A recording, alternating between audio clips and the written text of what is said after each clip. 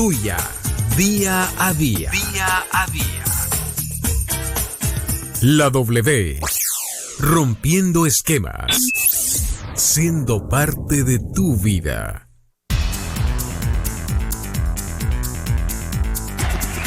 Y avanzamos con más en este programa súper especial. Como le habíamos comentado anteriormente, tenemos un invitado de lujo y es que constantemente recibimos tus mensajes pidiéndonos que solventemos algunas inquietudes tuyas. Y bueno, trajimos al indicado, un abogado de renombre, no solamente aquí en la provincia, sino a nivel nacional.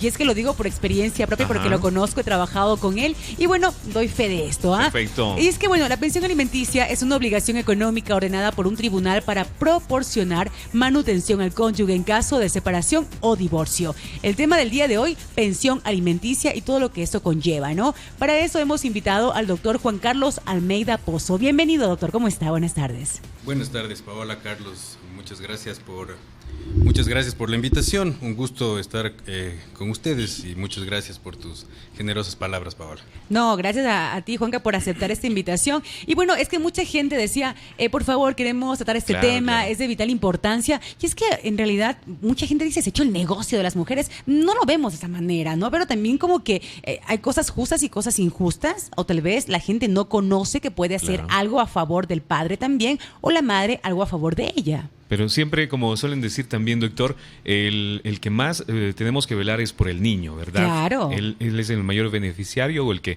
siempre tenemos que velar por él. Doctor, buenas tardes y bienvenido a esta tarde para hablar acerca de las pensiones alimenticias. Gracias. Bueno, en efecto quiero empezar diciendo que los obligados a pagar las pensiones alimenticias no son los papás, no son las mamás. Es el progenitor que no está a cargo del cuidado del niño. Si el niño está a cargo del papá, puede demandar alimentos a la madre, a la progenitora. Si los niños están a cargo de la madre, se demanda pues al progenitor, en este caso al padre. Obviamente sabemos que la gran mayoría de los casos, cuando los padres no viven juntos, los niños quedan a cargo de las madres. Eso es el denominador común. Claro. Yo creo que hay que rechazar frontalmente estas aseveraciones de que las mujeres hacen negocios con eso. Eso fomenta, primero, el incentivo de que vivamos en una sociedad patriarcal, en donde las mujeres son las malas, ¿no es cierto? Desde que Eva le dio la manzana a Adán, entonces las mujeres son malísimas. Es verdad, y esto se traslada hasta la fecha. Claro. Entonces eso hay que rechazarlo de cajón. Eso, bueno, en un juzgado, obviamente, salvo que haya un exabrupto, alguien va a decir eso. Eso, los abogados sabemos que eso no es algo ni cierto ni que se puede decir en un juzgado. Esto es un comentario que puede hacer eventualmente la gente, pero que está totalmente fuera de lugar y que no se corresponde a la realidad. Lo que tú decías, Carlos, es totalmente cierto. En este tema, la gente a veces piensa, y me ha tocado en el ejercicio profesional patrocinar tanto a quienes demandan la pensión, cuanto a los demandados, cuanto a quienes piden aumentos, cuanto a quienes piden rebajas. Rebajas también, en el ejercicio profesional uno está en los diferentes escenarios, en los diferentes lados de lo que puede ser un litigio judicial. Entonces he visto en realidad de todo. Y lo que siempre les digo a los clientes es que más allá de que estos procesos judiciales sean una confrontación entre un progenitor versus el otro, aquí de lo que se trata es de garantizar de los derechos de los niños, de las niñas, de los adolescentes, o, como dice también el Código de las Niñas, de cualquier persona que, por ejemplo, por una condición de discapacidad, no pueda proveerse de los medios para la subsistencia y, por ende, independientemente de su edad, puede demandar alimentos a sus progenitores. La Constitución, el artículo 44 de la Constitución, que es la Carta Magna, la norma máxima de nuestro ordenamiento jurídico, nos dice que el Estado, la sociedad y la familia proveerán de forma prioritaria el desarrollo integral de los niños, de las niñas, de los adolescentes y asegurarán el ejercicio pleno de sus derechos. Se atenderá al principio del interés superior y sus derechos prevalecerán sobre los de las demás personas. Esto es un principio constitucional que tiene que aplicarse en cualquier proceso en donde intervengan niños o adolescentes o en donde sus derechos puedan verse vulnerados. En los de alimentos principalmente, pero en cualquier derecho en donde tengan que ver niños, niñas y adolescentes, los jueces, las autoridades administrativas, las instituciones incluso privadas tienen que atender este principio constitucional de atender su interés superior. Prioritariamente esto, ¿no? Prioritariamente. Bueno, una de las primeras cosas cuando se inicia lo que es la demanda de pensiones alimenticias, la persona que está siendo demandada dice, por ejemplo, ¿cuál sería o cómo se calcula la pensión alimenticia para un niño? ¿Dependiendo de qué? Ya. Bueno, creo que aquí vale la pena, por ejemplo, hacer una mención especial, y justamente les venía imprimiendo, para presentar una demanda de alimentos. Ajá. No hace falta, no es obligatorio el patrocinio del abogado. El Consejo de la Judicatura ha emitido estos formularios que están en la página web del Consejo de la Judicatura, ¿Ya? que se pueden imprimir, se llenan y se presentan. No es obligatorio que sea con el patrocinio de un abogado. Ah, caramba. Esto es importante que la gente sepa ¿cuál es el sentido de esta norma? Es que los derechos de los niños no pueden estar condicionados a que la gente tenga, por ejemplo, recursos para un patrocinador. Uh-huh. Y ante una demanda que se presenta sin patrocinio, los jueces igual tienen que garantizar este principio constitucional del que les hablaba.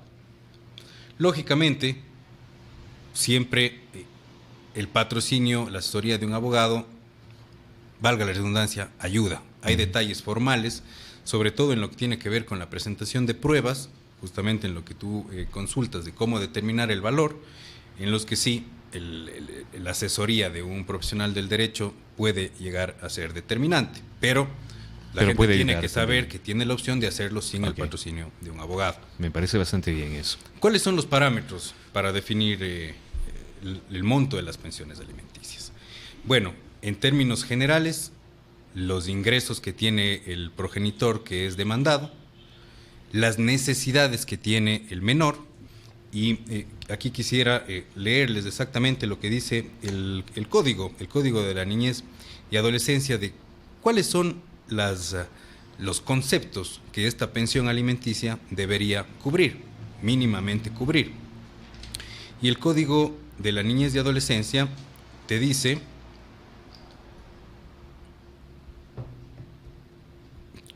que los titulares del derecho son los niños, niñas y adolescentes, como les decía, los adultos de hasta 21 años cuando están cursando estudios universitarios o cuando no pueden proveerse de los medios para la subsistencia, o las personas de cualquier edad cuando tienen discapacidad. ¿Y qué dice el mismo código respecto de los elementos que debe cubrir la pensión alimenticia? Hace referencia pues a educación, salud, vestimenta, vivienda, por supuesto la alimentación como tal, y todo lo que implica los gastos básicos. Entonces, no se trata únicamente de que la pensión es para que coma, ¿no es cierto? Claro. Tiene que garantizar sus derechos fundamentales, que son educación, salud, vivienda, que esto es importante, porque el niño que está a cargo de un progenitor, probablemente ahí le están pagando un arriendo o se está pagando intereses respecto de una hipoteca, etcétera. Es decir, y todo eso, ahí vive el niño y por lo tanto debe considerarse también eso para fijar la pensión. La ley también señala que deben considerarse los ingresos del demandado o demandada, y dice la ley que deben considerarse sus egresos. ¿Cómo hacer el cálculo? A través de una tabla que emite el organismo encargado, el organismo rector de la inclusión social, en este caso el MIES, el Ministerio de Inclusión Económica y Social, emite a través de una de sus instancias, emite una tabla de pensiones alimenticias y te fija rangos. Entonces te dice, si tus ingresos son de 0 al sueldo básico, tienes que pagar un porcentaje. Si tus ingresos son pasado el sueldo básico hasta 2 salarios básicos, otro porcentaje. Hablamos en términos generales, si quieres doy los datos exactos, pero en términos generales estamos hablando de que las pensiones alimenticias, de acuerdo a esta tabla, implican el 40% de los ingresos. 40%. El 40% de los ingresos que se tienen, menos los gastos que se imputan a aportes al IES. Aquí un tema que podría resultar polémico, y es que la tabla no considera la posibilidad de hacer más deducciones que las del aporte al IES. O sea, si la persona que le pasa la pensión alimenticia tiene alguna discapacidad, tiene que gastar dinero en medicina, tal vez en su vivienda, ¿esto no se toma en cuenta? La tabla no lo considera. La ley sí. La ley debe prevalecer sobre la tabla. Sin embargo, hay una serie aquí de debates jurídicos porque, claro, los jueces se ven, porque la ley lo dice, obligados a aplicar lo que dice la tabla. Pero la tabla en teoría debería considerar todos esos aspectos. Claro. ¿Sí? Ahí eventualmente podrían haber distorsiones que no necesariamente son justas. Pero en términos generales yo creo que la tabla es correcta. El 40%, que yo destine el 40% de mis ingresos a mis hijos es más que adecuado. Obviamente, como el caso que dice Paola, una persona que, por ejemplo, tiene gastos que debe destinarlos al tratamiento de una enfermedad, que tiene deudas para adquirir patrimonio que a la final eventualmente va a ser también de los niños, debería tomarse en cuenta. Y debería tomarse en cuenta las necesidades reales que tiene el niño, que tiene el menor. ¿Por qué? Si yo presento una demanda de un niño, que la mamá también tiene, la mamá, el papá, quien demanda, también tiene un ingreso alto, eso también debería ser motivo de análisis por parte de los jueces. Deberían aplicar lo que se conoce en derecho, en la valoración de las pruebas, en la valoración de los elementos del juicio, como la sana crítica. Eso les permite a los jueces valorar todas las pruebas en su conjunto y en función de eso emitir una sentencia. Muchas veces lo que se ha visto es que los jueces simplemente aplican la tabla. ¿Cuánto ganas? 1000, 40%, 400, eso es. Nada más. Se acabó. Y eso sí, creo que termina muchas veces convirtiendo a los jueces en simplemente una tabla de Excel, en la que se aplican números y sale un resultado. Los jueces deben y tienen, en mi criterio, la potestad de hacerlo, de analizar todos los elementos de prueba que se les presenten para fijar los montos de las pensiones alimenticias en base a ingresos, a egresos y a necesidades reales. También tengamos en cuenta que la tabla establece pensiones mínimas. Los jueces pueden poner montos mayores. Es decir, si es que yo compruebo, en el caso contrario, que es el niño o la niña el que tiene gastos que atender por un tema de salud, por un tema de educación, etcétera, entonces la pensión tiene que ser mayor a la que dice la tabla. A lo que dice la tabla. Porque tiene que garantizarse eso. Y un elemento que casi nunca se toma en cuenta ya en los procesos es los ingresos de la persona que demanda. Casi nunca. Pero eso no está bien también, ¿no? Eso es algo que, les reitero, los jueces deberían tomar en cuenta. Porque la obligación es conjunta. Los obligados a prestar, a garantizarles los derechos al niño son los dos progenitores. Por ende, debería tomarse esto en cuenta. Yo creo que en materia de niñez y adolescencia se ha avanzado muchísimo en el país en la protección de los derechos. La propia tabla, aunque con estos errores, pero es un avance trascendental. Ustedes tal vez habrán tenido conocimiento antes de la vigencia del Código de la Niñez, de la propia Constitución. Había pensiones alimenticias de $20, de $30, que era imposible mantener a un bebé. Y que se les imponía a personas que tenían ingresos que obviamente les permitían valores mayores.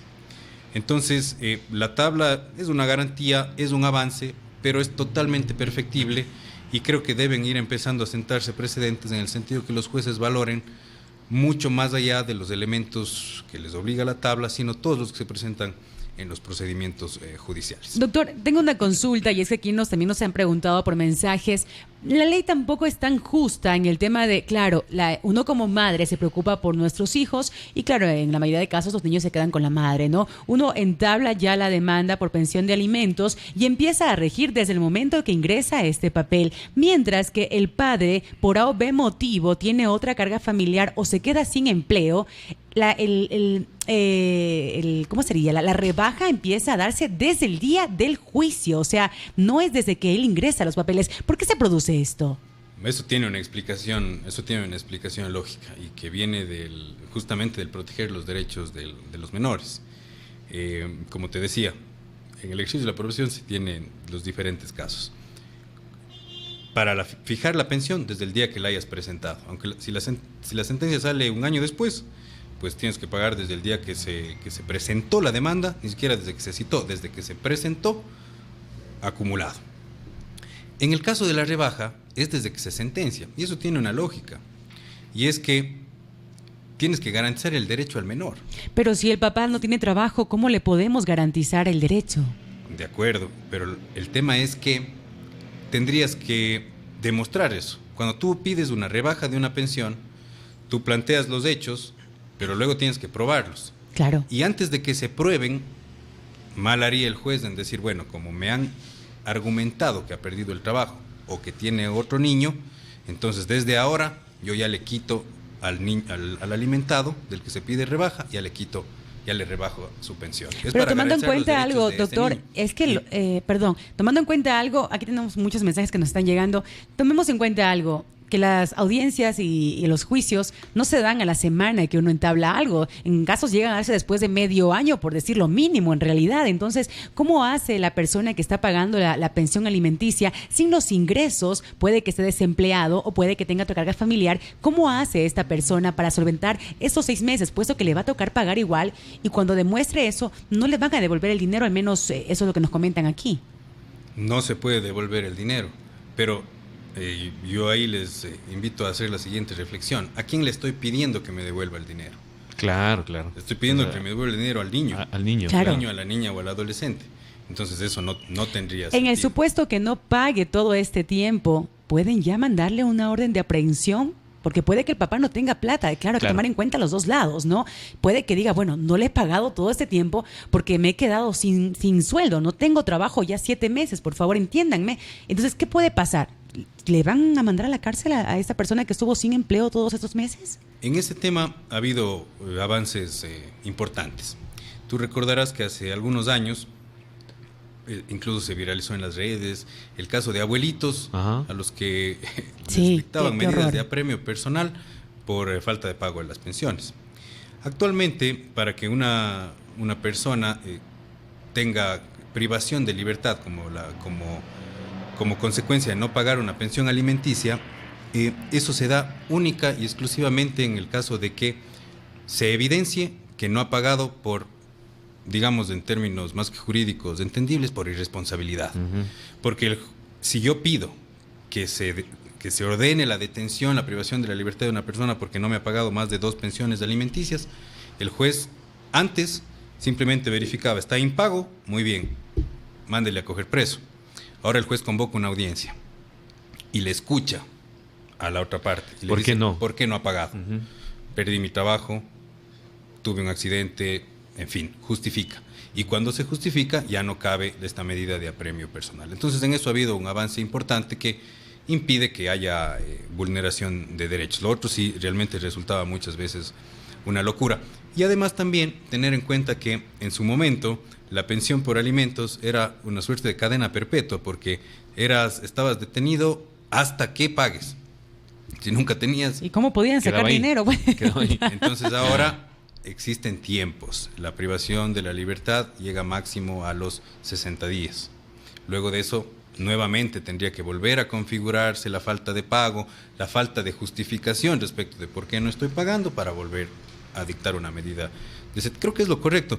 Además que el padre o la madre demandada, desde la privación de la libertad, a menos que se ponga a liderar una banda, no puede generar ingresos. Claro, obviamente. Obvio. Entonces, esto también tiene que ver con garantizar para los propios niños, niñas y adolescentes una pensión adecuada. A nuestros amigos les comentamos, si es que tienen alguna duda, sería muy chévere que nos envíen mensajes de voz para de esa forma que emitan correctamente la pregunta o la duda que ellos tengan, ¿no?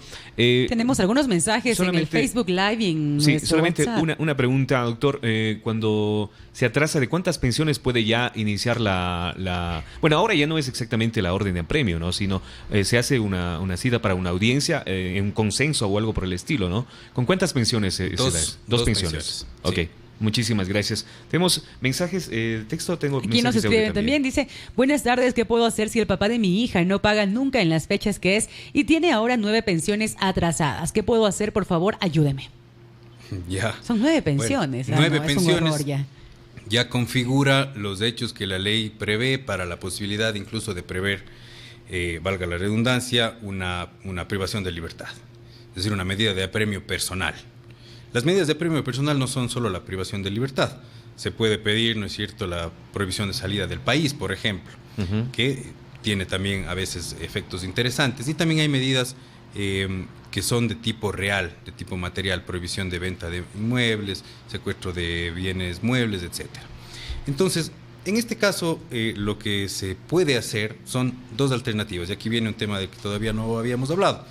Y lo que yo recomiendo siempre, no solo en los procesos de familia, de niñez y adolescencia, sino en general en todos los procesos. Yo me especializo en el tema laboral y también en este tema planteo siempre la posibilidad de llegar a acuerdos que sean beneficiosos para las dos partes, ya sea a través de una conciliación que se da en el propio proceso judicial o por intermedio de un centro de arbitraje, de un centro de mediación, en donde las partes se reúnen y pueden llegar a acuerdos que les evitan juicios, que les evitan los costos de honorarios de abogados, que les evitan incluso peleas y que pueden dar solución con mayor facilidad. Entonces, en este caso, siempre la primera recomendación, busque conciliar. Cite formalmente a esta persona a un centro de mediación. Cítelo formalmente. Es un proceso que en la función judicial no tiene costo. ¿Sí? La Corte no le cobra en estos casos por el asesoramiento en el centro de mediación. Si es que ese proceso no da resultados, si es que ya porque el conocimiento de la persona sabe que eso no va a tener buen fin, entonces sí, hay que activar el mecanismo judicial. El mecanismo judicial lo que va a hacer es, primero, que se calcule cuánto está debiendo, que se liquide ese valor y va a pedir ya una medida de apremio personal. Como les decía, no va a dictar inmediatamente que se detenga a esta persona, pero le va a convocar a que justifique por qué no ha pagado. Y si no lo hace de manera categórica, entonces en ese caso sí, el juez dicta una medida de apremio. Qué bueno. Aquí nos escriben también, perdón, sí. Carlitos, sigue. Tengo mensajes de voz para ver qué es lo que nos dicen. Claro, aquí nos escriben en Facebook Live, nos dicen, ¿por qué no hacen paso si se paga la pensión de $140 en los estudios? No entiendo la pregunta. ¿Por qué ella no? paga $140, de lo que yo entiendo. Ella paga $140 de estudios de su hijo y aparentemente no le dan para que la persona cancele esos $140 y aparte de la alimentación, vestimenta y todo eso. Bueno, ¿por qué no lo ha hecho un determinado juez? Yo no lo puedo responder. Eso tiene que ver con la realidad de lo que se haya evidenciado en ese proceso. Ustedes saben, lo que uno alega en un procedimiento judicial tiene que probarlo. Claro. Entonces, por ejemplo, ¿no es cierto? Si yo uso este formulario, pero me olvido de incluir las pruebas con las que demuestro cuáles son mis gastos, cuáles son los gastos que hago para mi hijo, para mi hija, el juez no puede resolver en base solo a lo que se le diga, a lo que se le alegue. Tiene que resolver en base a lo que se pruebe. Y además, teniendo en cuenta que es responsabilidad del actor, es decir, de quien demanda, el actor o de la actora, demostrar cuánto gana el demandado. La otra persona. Es responsabilidad de quien demanda demostrar cuánto gana el que yo demando. ¿Cómo demuestro eso? En el formulario hay algunas vías. Se certifica si es que tiene relación de dependencia, el IES certifica esta persona tiene relación de dependencia, está afiliado desde tal fecha, tiene estos ingresos, aporta sobre estos montos, se calcula sobre eso. Si es que no tiene relación de dependencia, SRI, monto de las facturas que ha emitido mes a mes, etcétera, etcétera. Si es que es un profesional, por ejemplo, se me ocurre un abogado, si es que se está omitiendo el deber de facturar, bueno, yo puedo verificar en la propia función judicial cuántos juicios tiene y en función de eso puedo llegar a presunciones que me lleven a la conclusión de que, bueno, de que tiene ingresos suficientes como para cancelar una pensión. Es que hay casos y casos, doctor. Por ejemplo, si el papá cobra un sueldo básico, no le pueden pedir que pague aparte de los 140 un poco más, ¿no? Porque incluso aquí tienen que tomar en cuenta también los gastos que tiene la otra persona. De acuerdo a la ley, así es. De acuerdo a la tabla, no necesariamente es así. La tabla de pensiones alimenticias del 2019 te dice, por ejemplo, que si los ingresos del demandado llegan hasta 1.25 remuneraciones básicas, es decir, hablamos de más o menos unos $500, hasta $500, el porcentaje es del 28.12% si el niño tiene de 0 a 4 años y de 29.49% si es que el niño tiene más de 5 años. di vos, para hacer números redondos, 30%. Si es que gano 500, es que se demuestra que tiene ingresos de $500, el 30% serían 150. Claro. ¿No es cierto? Ese es el mínimo. Porque reitero, si es que yo compruebo que el niño tiene una necesidad por ser una persona con discapacidad, tiene una enfermedad catastrófica, etcétera, el padre tiene también que hacer esfuerzos por pasar una pensión mayor. Un dato adicional, estos porcentajes se aplican para todos los hijos. Es decir, si tengo un hijo, el 30%. Si tengo 2 hijos, no es que 30 para uno y 30 para el otro. No. Se divide. Sino el 30% para los dos.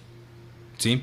Igual, cuando los ingresos ya son superiores, en caso de ingresos desde 1.25 salarios hasta 3 salarios, hablamos más o menos, ¿no es cierto?, de $1.200, ya los porcentajes suben bastante, ¿no es cierto? Llegan a 34% si el hijo va de 0 a 4 años y al 36.96% si el niño tiene más de 5 años. Si es que hay 2 o más hijos, los porcentajes suben un poquito, 47.45%. Que es casi medio sueldo ya. Es prácticamente medio sueldo. Imagínense. También nos escriben acá, dice, ¿hasta qué edad se cancela la pensión si el hijo entra a la universidad? O sea, gastos por estudios. Hasta los 21 años. Si es que el hijo, la hija, comprueban que están estudiando, que están llevando a cabo estudios universitarios, que no tienen medios para proveerse de ingresos, la obligación es hasta los 21 años de edad. Así que capaz todavía le queda algún tiempito a la persona que pregunta. Se lo ve joven. Barbaridad. Está recién terminando el colegio, falta todavía. Está en 5º grado, sí. Okay. Doctor, tenemos audios acá, por favor, que lo escuche, a ver si es que despejamos la duda de nuestra amiga. Buenas tardes, me gustaría saber, mi hermano está demandado hace 8 años, pero solamente pasó 1 año las pensiones alimenticias, de ahí él le da personalmente el dinero y cosas a la mamá de sus hijos. Y ya hace 8 años que no pasa, ¿eso nos puede perjudicar a la familia de él o ya no? Doctor. Una pregunta muy interesante porque es bastante común que cuando se está, digamos, de buenas, se hacen estos acuerdos extrajudiciales y te dicen, bueno, fijamos la pensión en 200, pero como estoy ganando menos, te voy a pasar 100. Y no se formaliza eso en el juzgado. En 1 año, la gente dice, bueno, yo te permití que me pagues, pero esto igual me estás debiendo, y se liquida. Este caso es el mismo. Si es que el pago formalmente solo se hizo 1 año, aunque informalmente se haya hecho los otros 7 años, si eso luego no lo logra demostrar judicialmente ante una demanda, va a tener que pagar, y va a tener que pagar con intereses. Recuerden además que cada año las pensiones se indexan, es decir, a mí me fijan una pensión de $200 que pago hasta diciembre. El 1 de enero automáticamente sube en función de la inflación, automáticamente, ¿sí? Y eso se calcula. Entonces, yo creo que ahí siempre es mejor poder formalizar rebajas de pensiones, aumentos de pensiones. Está bien, creo que hay que confiar en la buena fe de la gente, pero también hay que tener seguridad para uno e incluso para la otra parte y formalizar estas cosas. La pregunta, o creo que lo que le interesaba de fondo a la persona que preguntaba, es si es que eventualmente eso les van a poder cobrar a los abuelos, a los tíos, claro, porque etcétera. dice a los familiares. Sí, para perjudicarnos, dice. Sí, la respuesta es sí, les pueden cobrar. Claro, la ley dice que si es que un abuelo, un tío, un demandado subsidiario es obligado a pagar, él después le puede cobrar al hermano, al hijo, ¿no es cierto?, al obligado principal, le puede cobrar, pero eso ya implica otro proceso judicial, claro, muy probablemente otro drama familiar, otro conflicto, etcétera. Perfecto, seguimos. Doctor, algo que nos dicen, por ejemplo, ya como dice este audio, llegan hacia un pequeño acuerdo, personalmente no lo hacen por escrito o algo por el estilo, ¿no? Pero él tiene, por ejemplo, las boletas, sería certificado de depósito a la cuenta de la mamá, por ejemplo. Eso puede servir para si en algún momento dice, no me pasaste en el SUPA y te voy a demandar que me liquides todo. ¿Se puede ayudar en base a esto? Totalmente. Sí. Totalmente, porque en este caso la persona que recibió esos dineros, Ujú. debería probar que los recibió como consecuencia de otro tipo de deuda, Ujú. que le prestó plata, que le vendió algo, etcétera. Si es que no logra probar eso, se entiende que estaba pagando pensiones alimenticias. Entonces sí, en ese caso sí es valedero eso como medio de prueba para en su momento determinar que sí se estuvieron pagando las pensiones. Y si tiene aparte de eso facturas de compras o de comprar medicinas, de vestimenta, ¿también puede adicionarle a las boletas de depósito también? Se puede adicionar, sin embargo eso no es una prueba tan contundente porque, recuerde usted, eso se podría cuestionar incluso desde el hecho de que si yo salgo ahora a comer y saco una factura a su nombre, puedo hacerlo y usted ni se entera. Claro. Entonces, que yo haya sacado facturas a nombre de quien me ha demandado no necesariamente es una prueba contundente. Puede servir, es un indicio, se podría incluso resolver en base a aquello, pero no es una prueba contundente como la de haber entregado un valor en concreto. Perfecto. Tenemos audios, doctor. Escuche, por favor, la siguiente duda de nuestros amigos. Chicos, excelente programa. Muchas felicidades. Quería consultar con el doctor Almeida. Lo que pasa es que tengo una niña de 3 años y su padre no la ve. Me pasa así las menciones alimenticias a tiempo y no tengo ningún problema con eso. El problema es que no quiere verle a su hija.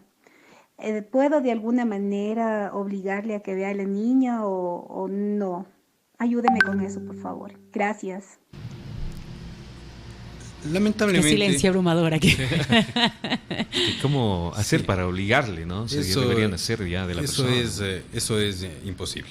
No se puede obligar a alguien a que cumpla con las responsabilidades más bien fraternales, amorosas que se deben tener con los hijos, ¿no? Eso no se puede hacer, no existe un mecanismo legal para hacerlo. Incluso si es que en un juicio se establece un régimen de visitas, no se puede obligar a quien tiene el derecho de las visitas a ejercerlo. Obviamente, quienes somos padres, sabemos que el poder compartir con los hijos el tiempo, con los hijos, con las hijas, es algo invaluable. Y en algún momento, tarde o temprano, un progenitor que no ha disfrutado por diferentes circunstancias, más aún en el caso de que no haya querido hacerlo, eso es algo que indudablemente en algún momento le va a causar mucho pesar y le va a causar arrepentimiento. Pero en términos legales no se le puede obligar a que visite a su hija. Caramba, deberían hacer eso. Doctor, tenemos otra consulta. Muy buenas noches, un cordial saludo a todos. Mi consulta radica en que yo tengo 2 hijos, pero uno es de un matrimonio anterior. Entonces, no sé en qué se basa el juez realmente para dictaminar un valor para un hijo y otro valor para otro hijo, porque en mi caso resulta que el hijo que tuve antes tiene una pensión de acuerdo a mis ingresos y el nuevo hijo de otra relación que tuve está con una pensión prácticamente el doble. Entonces, no sé en qué parámetros se puede regular esto, porque un hijo coge más que el otro, sería la pregunta. ¿Cómo lo haría el juez o en base a qué términos de esto? Muchas gracias. Eso puede tener varias explicaciones. En términos estrictamente legales, la diferenciación de porcentajes se da en relación a que los hijos de 0 a 4 años tienen una pensión un poquito menor a los mayores de 4 años.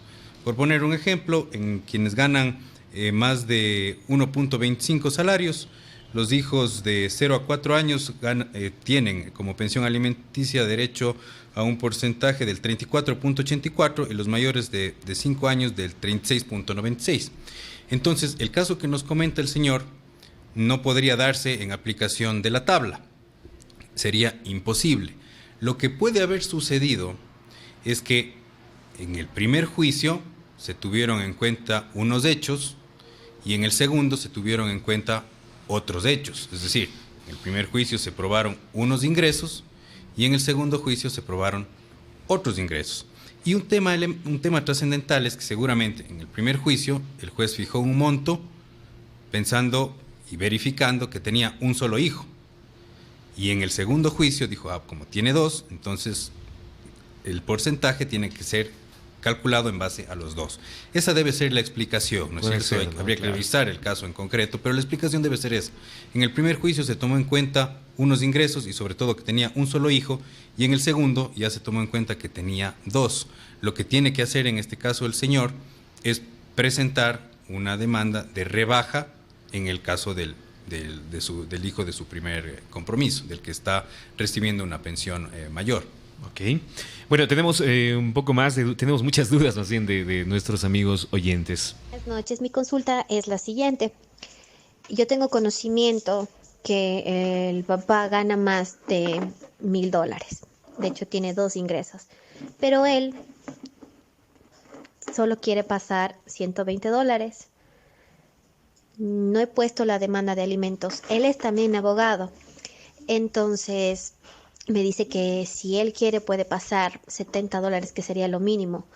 Pero si yo sé que él tiene 2 ingresos y gana más de $1,000, ¿cómo puedo proceder en ese caso en cuestión de demanda? Que tuve justamente una cliente con ese... no es la misma voz, No es la misma. pero es del caso muy similar. Ya. A ver, los ingresos son la responsabilidad de probar cuánto gana el progenitor, la progenitora a la que voy a demandar, es del que demanda. Entonces, en este caso, la señora debe demandar, cuando decida hacerlo, si es que lo hace, cuando ella demande tiene que probar que su ex cónyuge, que el padre de su hijo, gana más de esos $1,000. Tiene que probarlo. ¿Cómo lo debe probar? Pidiendo al IES que certifique sobre qué montos aporta, pidiendo al SRI que le determine qué montos factura.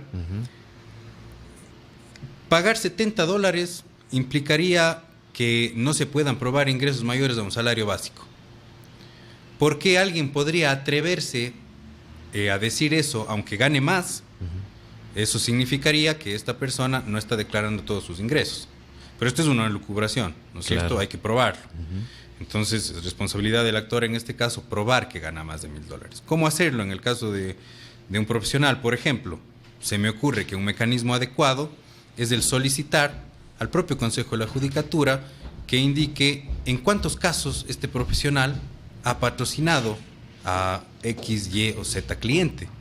Y probablemente ahí se verifique que estos X, Y o Z clientes sí le pagaron, pero que no se entregaron facturas y que por ende sus ingresos no están reportados al SRI, lo cual implica ya una contravención de tipo también tributaria, pero eso es materia de otro análisis. Pero aquí lo que tiene que saber la señora es que ella es la responsable de probar cuánto gana la persona a la que se pretende demandar. Mecanismos hay varios: certificaciones del IES, certificaciones del SRI, verificación de cuánto le pagaron clientes, etc. Hay diferentes formas y la complejidad varía. Es totalmente fácil pedirle un certificado al IES, que un juez lo haga, pero es mucho más complejo ya determinar cuánto le pagaron a un abogado sus clientes si es que no dio facturas. Eso ya es mucho más complejo. Entonces, el proceso debe respaldarse ya en la etapa pertinente, en la prueba ante los jueces, pero si es que gana más de $1,000 y la señora puede probarlo, es imposible que le pongan una pensión de $70. De $70, ¿verdad? Ok. Bueno, tenemos más antes de... Sí, tenemos tiempo un poco para... A ver. Doctor, tengo una consulta. Verá, la mamá de mi hija se fue al exterior, pero cuando ella se fue, bueno, hasta que ella se fue, yo era responsable de mi hija, le daba lo que necesitaba, todo, pero ella me pidió el permiso para sacarle del país a mi hija, para llevarle también a España. En el momento que se hizo este documento de que se le daba el permiso, es como haberle dado la patria potestad prácticamente. Usted debe tener más conocimiento de esto, pero ahí se puso que no se pedía nada adicional. Pero, oh sorpresa, a los 4 años que regresa de España mi hija con la mamá, resulta que me ha puesto una demanda mucho más antes de que se fue, Entonces la deuda estaba un poquito alta. Quisiera saber si es que este documento tiene validez para alegar y no cancelar este valor. Muchas gracias por la oportunidad. A ver, la patria potestad, en principio, ¿no es cierto?, es compartida entre los papás. Es compartida. El término correcto más bien es el de quién está a cargo de la tenencia, del cuidado del menor. En el caso que comenta el señor, estando él a cargo de su hija, una vez que sale del país, pasa a estar a cargo de otra persona. Me llama un poco la atención el tema porque lo que estoy entendiendo es que no ha regresado de cuando salió del país, o que cuando regresó ya pasó a vivir con la señora. La demanda y la pensión alimenticia tiene que pagarse desde que se haya presentado la demanda, desde que se haya presentado. Si es que hubo problemas en cuanto a la citación, si es que hubo problemas en cuanto a encontrarle al señor para entregarle el contenido de la demanda, etcétera, si se demoró el proceso judicial, esto no puede perjudicar los derechos del niño, de la niña. Por ende, si es que a mí me demandan el día de hoy y en un año me logran citar y en 2 me sentencian, yo tengo que pagar las pensiones de los 2 años. Desde esos 2 años. De los 2 años, okay. A menos que yo pruebe que sí lo estuve haciendo antes incluso de que se me demande. Perfecto, seguimos con mensajes. Dice, buenas noches, mi nena tiene 1 año y no es reconocida por el papá. Al iniciar la demanda, ¿se tiene que pedir la paternidad y pensiones de 1 año o solo desde que se inicia la demanda? Gracias de antemano. Además, el papá de la nena tiene 16 años y tiene un hijo de 2 años con otra persona. Complejo esto. Sí, un poquito prematuro el muchacho. Sí, complejo en realidad el tema, porque en este caso el obligado sería también un adolescente. Claro. Es decir, alguien que en teoría también tendría derecho de eventualmente demandar a alguien por alimentos. Entonces el tema está... ¿En serio se puede hacer eso? Pero por supuesto, porque él es un menor de edad, es un adolescente, tiene 16 años. 16 años. Es lo que no se entera. Yo voy a estar indignada de que agüita de valeriana, por favor. Tiene 16 años. Habría que... Un elemento importante para contestar esa pregunta sería, por ejemplo, saber qué edad tiene la mamá. Si ella ya es mayor de edad o ella también es una adolescente. Recordemos que siempre cabe también el exigir el pago respecto de los demás obligados, de los abuelos, de los tíos. En este caso, si es que se comprueba, como es muy probable, que el adolescente que es padre no tiene los recursos para hacerlo, que seguramente es lo más probable. Es muy complejo porque estamos hablando de los derechos de un menor que le exige el cumplimiento de sus derechos a otro menor. Entonces es un tema ciertamente muy complejo. Nos dice que acaba de cumplir 18 años la mamá de la niña. La mamá de la niña ya es mayor de edad. Ya es mayor de edad. Entonces aquí sería un adulto demandando a un adolescente el pago de alimentos para otro adolescente. Wow.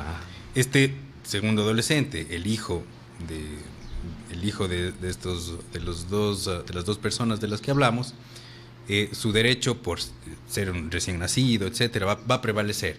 Tienen que garantizársele sus alimentos. Pero es muy probable que no se logre demostrar que el adolescente de 16 años tiene ingresos. Y en ese caso, lo que corresponde es la demanda a los otros obligados, que pueden ser abuelos, tíos, hermanos, etcétera. Pero está en su derecho de hacerlo la madre del niño. Qué cosas, ¿no? En eso del tema de leyes es un poco complejo. Tenemos más audios. Estamos aquí realmente con bastantes mensajes también en nuestro Facebook Live. Nos están escribiendo. Escuchemos algunos audios, sí, Carlitos, sí, claro, ¿te parece? Tenemos otro más. Doctor y amigos de la W, un saludo para ustedes. Mi consulta es que yo tengo una hija y por circunstancias de la vida, ella fue reconocida por la actual pareja de la mamá de mi hija. Ahora ella tiene ya casi 14 años. Viene la mamá a decirme que necesita dinero o me va a demandar. Me gustaría saber si eso se puede hacer, ya que ella no tiene mi apellido. Le agradezco. Sí se puede hacer, pero tiene que demostrar que es su hija. Y en este caso, la filiación, es decir, el reconocimiento de quiénes son mis hijos, se hace de diferentes maneras. Si en este caso el padre no hizo el reconocimiento y lo hizo otra persona, eso es factible. Sí conozco casos respecto a ese tema, de que la gente reconoce hijos, incluso varios hijos, porque les tiene cariño a ellos mismos, a la pareja, etcétera. Pero actualmente, en esas condiciones, no cabría la demanda porque no es legalmente la hija. Lo que cabría ahí es impugnar la paternidad de quien la reconoció y demandar la paternidad de esta otra persona, que se verificará pues con un examen de ADN, claro, al que tiene la obligación el señor de someterse. Eso sí, tiene la obligación el de someterse al examen si es que se le requiere. Claro. Pero mientras no se formalice todo ese proceso, es decir, mientras él no sea el papá, él no está obligado, porque la niña sí tiene papá, tiene otra persona, tiene un padre que la ha reconocido como su hija y que por lo tanto tiene todas las obligaciones respecto de la niña a la que reconoció. Perfecto, tenemos más mensajes. Vamos con ¿Te parece? Audios porque el tiempo se nos complica. A ver, ¿qué es lo que nos... Carlos David y Paola, les felicito por este programa. Es de gran interés para quienes estamos atravesando problemas por esta situación. Yo tengo 2 hijos, a quienes les paso en total $800. En agosto nos dan el 10º y quisiera consultar cuánto se debe pagar de los casi $400 que me dan del 10º a cada uno. Este es un tema interesante. Los obligados a prestar el derecho de alimentos no lo hacen solo de forma mensual, sino tienen que consignar adicionalmente al valor mensual 2 pensiones adicionales. Una en la misma época en la que se paga el 13º sueldo y otra en la misma época en la que se paga el 14º sueldo. Es decir, una pensión adicional en diciembre y otra pensión adicional en el mes de agosto. En el caso de la sierra. Tiene que pasarla en el monto global para los dos niños, ¿sí? En este caso, si es que le está pasando $800, tiene que pasar otros $800 en agosto y tiene que pasar otros $800 en diciembre. Pero si solo se recibe un sueldo básico. Así es, pero aquí pues las disposiciones legales establecen aquello y se tiene que cancelar una pensión íntegra adicionalmente.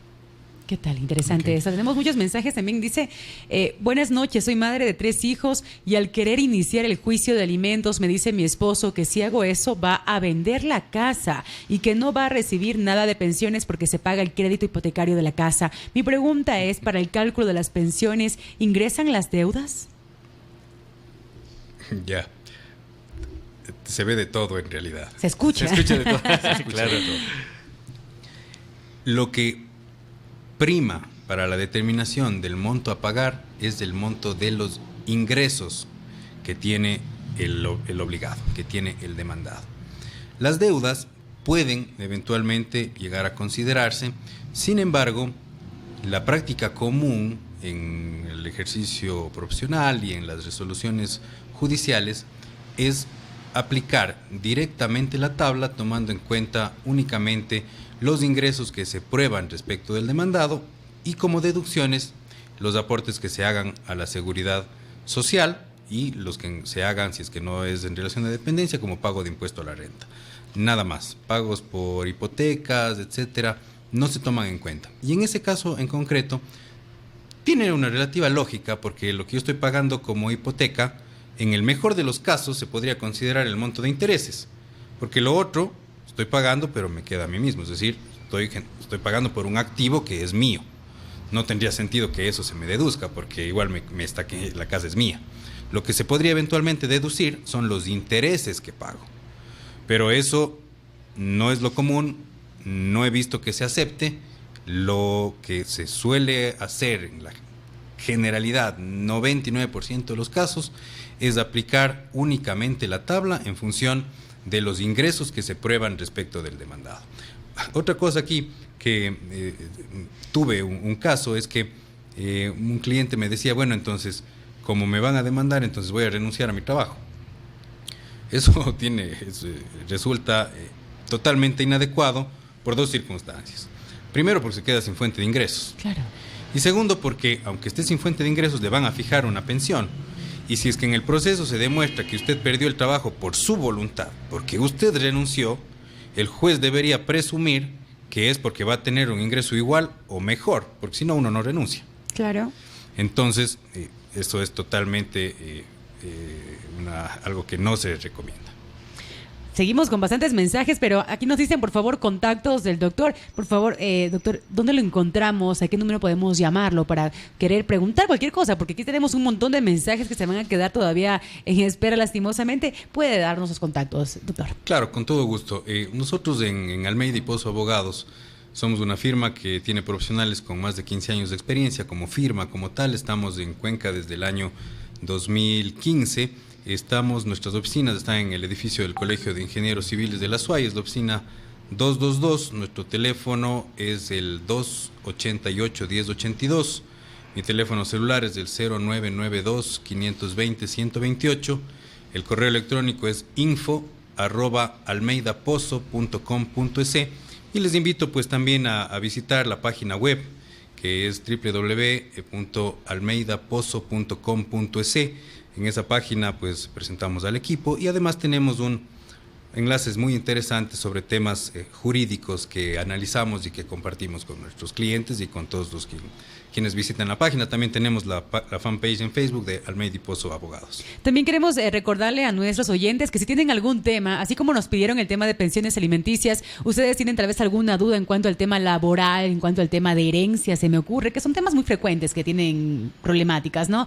Te invitamos a que nos comentes qué tema quieres tú que tratemos en este programa para solventar tus dudas, Carlos David. Perfecto, muchísimas gracias, doctor. Ha sido un placer. Se quedan muchas dudas todavía, muchas preguntas. Sí, en realidad tenemos bastantes. Esperamos tener una segunda parte con usted. Esperamos la presencia nuevamente acá en la W. ¿Le parece, doctor?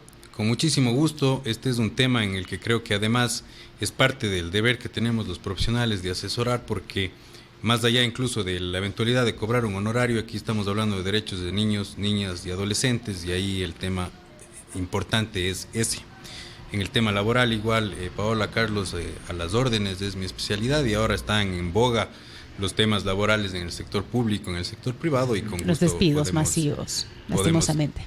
Abordar esos temas. Perfecto, doctor, muchísimas gracias. Que tenga una excelente noche. Gracias, Paola. Gracias, Carlos. Bueno, nosotros en este momento vamos a cerrar también transmisión y vamos a cerrar conectados, que se viene ya mismo un buen y delicioso café para dos. wradio.com.es, nuestra dirección en la web. Inicia publicidad en la W. Maluma Inconsciente.